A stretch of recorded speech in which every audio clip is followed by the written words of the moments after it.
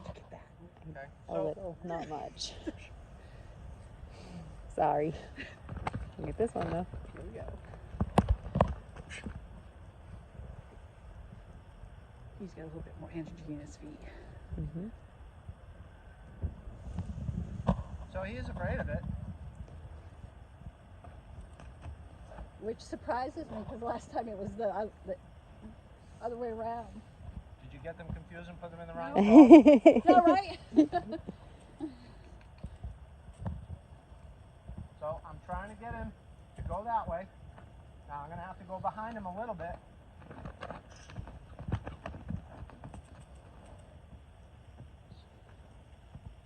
Get him away from over there.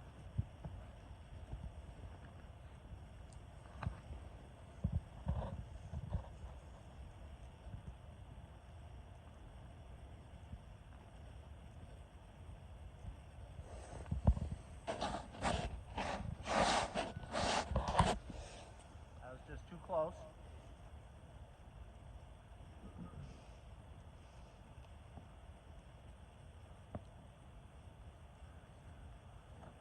I'm trying to get him to go over here. I have to choke up. Good. I only wanted one step. He gave me quite a bit more than that. Must have happy feet this morning. I make an adjustment on this halter. Yeah. When you put a rope halter on, that knot should be right up underneath where the throat latch goes. Not so tight that you're choking off air, and that should put your knots. And I'm not a big fan of these extra knots. I love those extra knots. Well, they cause pain. They do. And so, yeah, I know Clint Anderson and Pat Burley both swear by them, and they tell you that's why you need them. But I wouldn't put him on Paleface because he doesn't need them, but these guys are. no horse needs them if you know how to. True. That is true. You got to be able to. But I can't do that. Talk to them. That's why I have you here. Right? Right? That's why I got you here. Yeah. So, I got decent attention here, so maybe I can get a nice little move over here. And so I'm just going to creep in the direction I want to go. He's not going, so I'm going to have to choke up. Good. Push on that hip. Now see, it's just forward. It's just forward. So we got to get that hind end to move out. So I'm gonna come over here.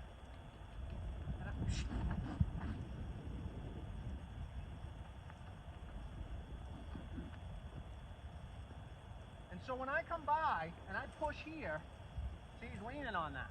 He should be moving over, not into me. Yeah, that's better.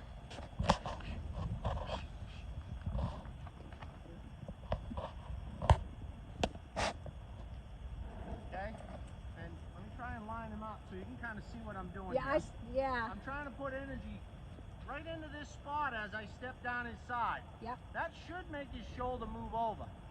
But he's crowding me as if to say, I need to protect myself. So he's famous for that. The minute he moves away from me, I leave him alone. Okay.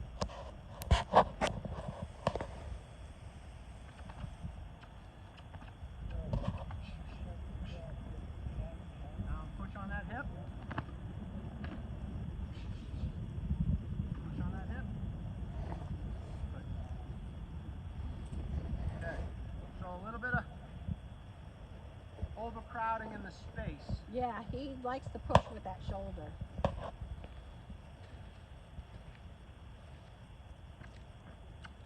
So he's a little more forgiving in the right shoulder.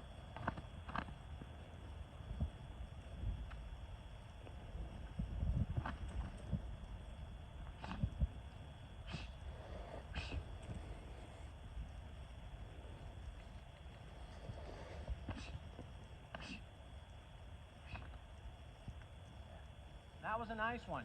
His bend in that one. Yep. It was saw bent all nice and soft in my direction It was. throughout the whole time. So that's telling me the nervous system isn't getting in the way, right?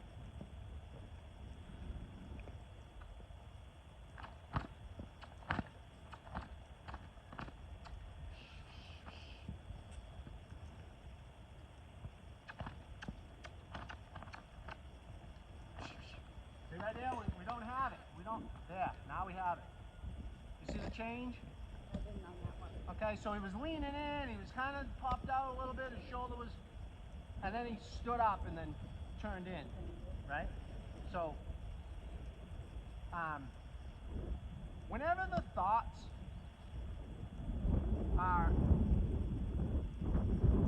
in the no, right? You heard me at the rescue when I talked about yeses and nos, right? Ben, no, you weren't there for all that I was, stuff. but I don't remember. I wasn't there. Was it in the beginning? No, I missed it. Well, I talked about it throughout. Oh, maybe. Anyways, Maybe I didn't pay attention. yeses and nos is really what this is all about. Everything we do is based on yeses and nos. If we're asking for things and getting nos, we'll see it in the body. And for us, if we're getting nos, then we need to kind of let them know it's a no for us. It's a no for them, but it's a no for us as well. And by creating a consequence for the no's and benefits for the yeses, then they start to soften and relax and having more of an open line of communication rather than, no, I don't want to, no, I'm afraid, I don't want, because that just gets in the way. That doesn't help us. So by changing those switches from no's to yeses, and when they understand that we know what they're thinking and it matters to us, then we'll start getting more yeses and more compliance and less no's and less freakouts. So yeah, I want him to move over. He won't go, so I'm going to push right on his face. Now I'm going to push on his ribs. See right here, it's all stiff. Get that hind end moving out. There, get that shoulder moving. Hind end. Shoulder. Hind end. Shoulder. See, they're not moving together. There we go. Starting to.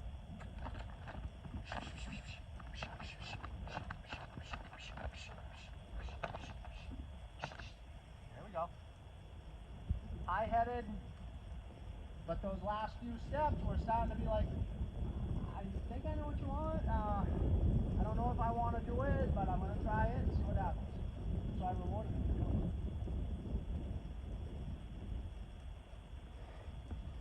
And so hopefully that means it'll come a little easier next time.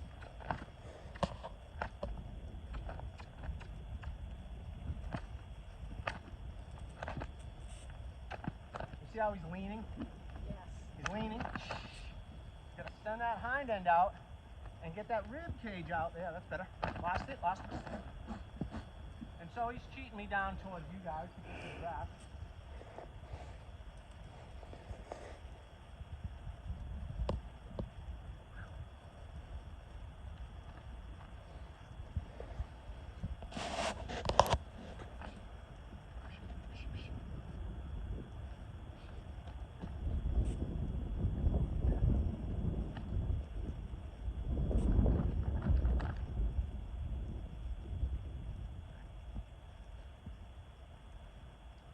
So he's actually a little more resistant, and he's actually a little bit more free flow. And it was total opposite last year with him. So he'll sit there and lean on. I mean, he leans on you too, but he's more likely to go. And this one here is more likely to kind of come into you and challenge you more. Yeah. So He wants to be right there. I don't know that That's been he an wants issue. to be right now. He wants to be in control. So if he comes in and takes over your space, Yes. he takes over your authority. Yeah. So it's not really that he wants to be with you. Right. He wants to shut you up. That's basically what he's doing. So far, that's my opinion on this. I could be wrong, but that's the sense I'm getting right now.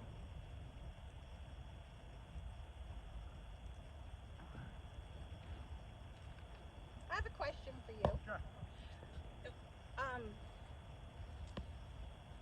what age do you think is appropriate? You know, when people breed horses, Yeah. what age do you think is appropriate for them to separate? To separate them? Yeah, I know, like these guys were like 4 months, and I just thought it was really Yeah, the weaning usually starts at 4 months.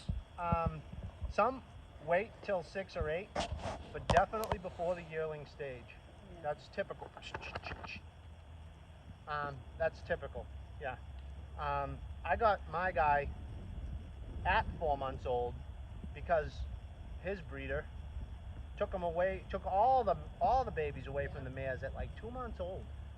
2 And so they were all months. sitting on a dirt lot eating hay, and I was like, and she wasn't feeding them grain or nothing, so I was like, can I take them early? Yeah, You know, so I took them. yeah. Might as well, right? So, yeah. Good work with them today, by the way. What's that? With these guys? Yeah. Yeah, thank you. They're smart. They're friendly. They're extremely friendly. They don't need a whole lot. No. You know, they basically need some just need- foundation stuff. Yes. And you know, a little bit of foundation stuff will go a long way in everything else you do with them, you know? Right. And that's what we're looking for. Well, Yeah. that's Yeah. what they need, and that's what. Sure. And I Yeah. haven't, done anything with the horse. Geez, it's been 8 years Yeah. since I did anything like that with pale face, and it's like, well, these guys are much bigger, and I'm like, and I'm not as fast as I used to Right. be. Right. Love it. I'm like, I don't think, and I saw their big feet come up a few times, and I was like, I don't think I want to be the one in there. Yeah. Yeah. Most of the time it's just a bluff and it's a playful thing. But if it intimidates you and you back off, Yeah, that's a bad thing. that's right. Yeah. So. And thankfully I know that.